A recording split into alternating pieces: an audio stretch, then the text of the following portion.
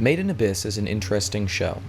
It does a beautiful job crafting an in-depth environment populated with fantastical and original creatures, and uses a ground-up approach to world building that puts it leagues ahead of your standard anime fare. No elves and dragons here, bro.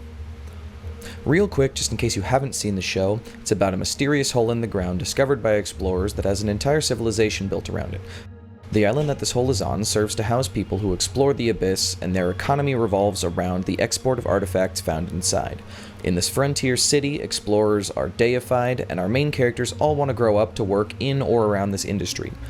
Riko, our protagonist, is the child of a famous explorer who's currently MIA. She goes into the abyss to find her mom, accompanied by a robot boy who is also probably from the abyss. Okay. There's a lot to like about this show, and I'm sure it'll be covered in a positive light by many reviewers as the season progresses. But part of the show has left a bad taste in my mouth. And what's worse is I haven't heard this as a complaint yet so much as a compliment. The show feels gamey. What I mean by a show being gamey is a few things. When the world feels crafted specifically to put our characters on the fastest track to adventure, it feels inorganic and rushed. And thankfully, Made in Abyss largely avoids this problem with the quality of its world building. But a different gamey aspect that it can't seem to avoid is unrealistic mechanics.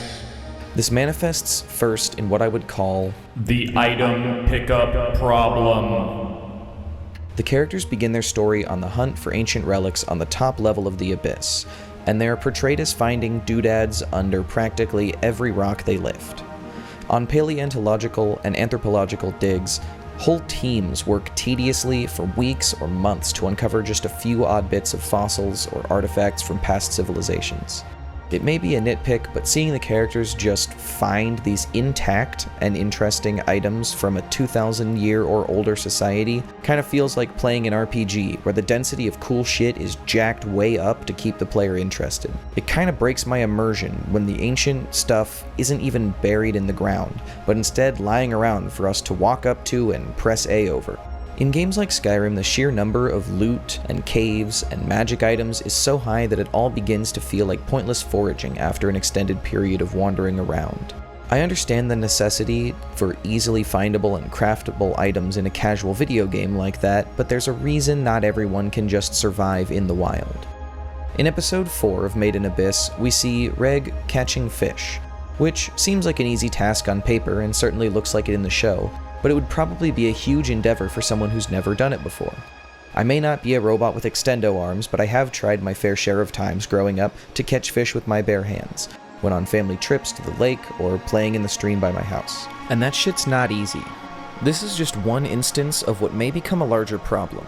If the show cuts too many corners in how the characters find supplies or more plot-relevant items down the line, it will undercut the perceived difficulty of survival in the abyss. There's still the possibility that we're being made to think that the first level of the abyss is a walk in the park to make the coming levels seem all the more difficult, so we'll have to wait and see just how convenient or inconvenient the story will become.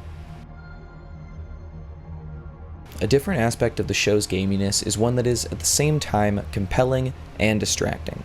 The abyss is made of clearly defined levels of increasing difficulty for our players to advance through until they reach the bottom. I'm sure we'll encounter unique designs for each area with steadily stronger monsters and enemies inside, maybe come across some puzzles for our players to solve, and I'm sort of on the fence about whether this video game nature is a positive or a negative.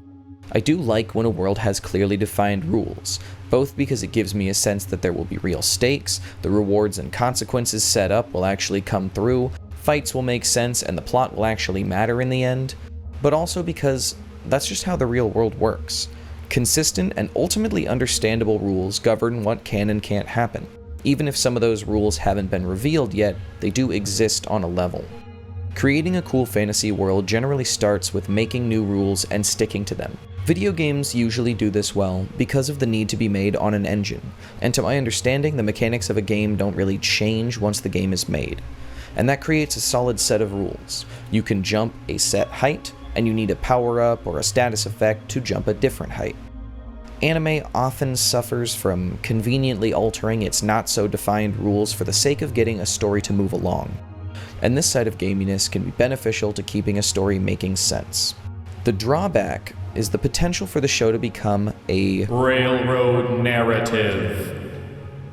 Everything could be conveniently timed and placed to push our characters towards their endgame goal, creating a linear narrative.